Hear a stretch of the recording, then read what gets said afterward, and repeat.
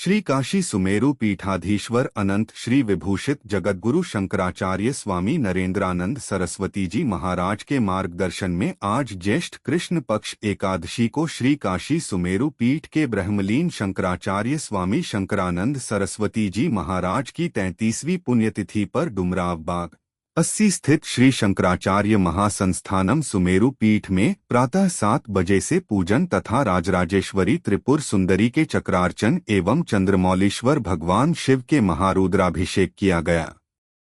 इस अवसर पर आयोजित विद्वत गोष्ठी श्रद्धांजलि सभा में श्री काशी सुमेरु पीठ के वर्तमान पीठाधीश्वर अनंत श्री विभूषित जगद्गुरु शंकराचार्य स्वामी नरेंद्रानंद सरस्वती जी महाराज ने कहा कि ब्रह्मलीन शंकराचार्य जी महाराज का संपूर्ण जीवन सनातन धर्म, संस्कृति एवं परंपरा के संरक्षण एवं संवर्धन को समर्पित था।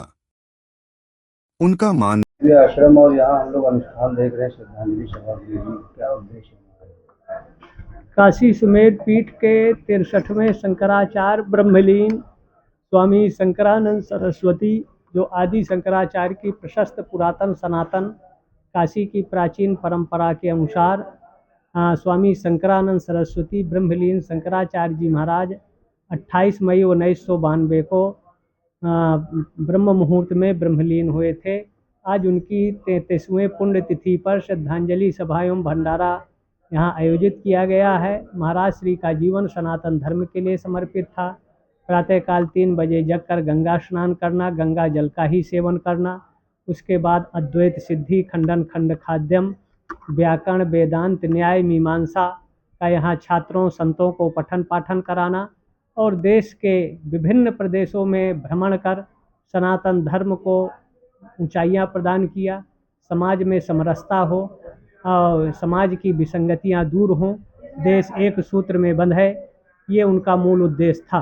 वर्तमान परिस्थितियों में सनातन अगर संगठित रहेंगे, एकबद्ध रहेंगे तो पूरे दुनिया में सनातन का ध्वज फहराएगा। वर्तमान जो पहलगांव की घटना हुई, जिसमें हमारे निरीह यात्री सनातन धर्मियों को जाति धर्म पूछकर मारा गया, जिसके जवाब में ऑपरेशन सिंदूर भारत सरकार के आदेश पर हमारी जल सेना, थल सेना, वायु सेना के जवानों ने पाकिस्तान के आतंक के 9 अड्डों पर हमला कर एक तरह से उनको समापन आतंकियों के शिविरों को ध्वस्त किया। सनातन सुरक्षित अखंड रहे, सेना का मनोबल ऊंचा रहे।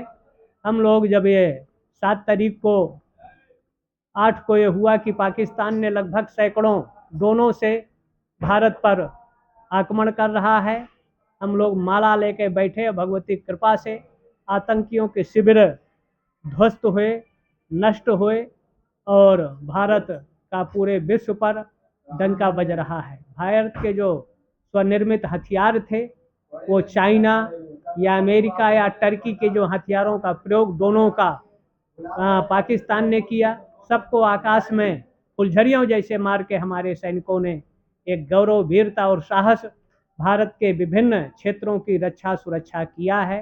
हम संत समाज प्रार्थना करते हैं कि हमारी तीनों सेनाओं को शक्ति प्राप्त हो, सशक्त हो, भारत सरकार प्रबल हो, प्रखर हो और पूरे विश्व में सनातन का मान सम्मान स्वाभिमान सुरक्षित है। महाराज के पकड़ने की सूचना आ रही है और मुस्लिम इलाकों में सीसीटीवी कैमरे तोड़े जा रहे हैं, क्या कोई अंदेशा है गुरु जी इस प्रकार से इन लोगों से? अंदेशा है कि भगवान विश्वेश्वर का जो कॉरिडोर बना है, निर्माण हुआ है, तो कुछ खुफिया इनपुटों के आधार पर और आतंक का केंद्र प्राय मुस्लिम इलाके रहे हैं। तो जो एलआईयू है, आईबी है, राह है, इनको विशेष सावधानी की ज़रूरत है और जो कैमरा तोड़ रहे हैं उनको भी तोड़ा जाना चाहिए। देश की सुरक्षा और संविधान को जो खतरा बनते हैं उनको 3rd डिग्री का प्रयोग होना चाहिए, जिससे बनारस की अस्मिता संस्कृति सुरक्षित और संरक्षित है।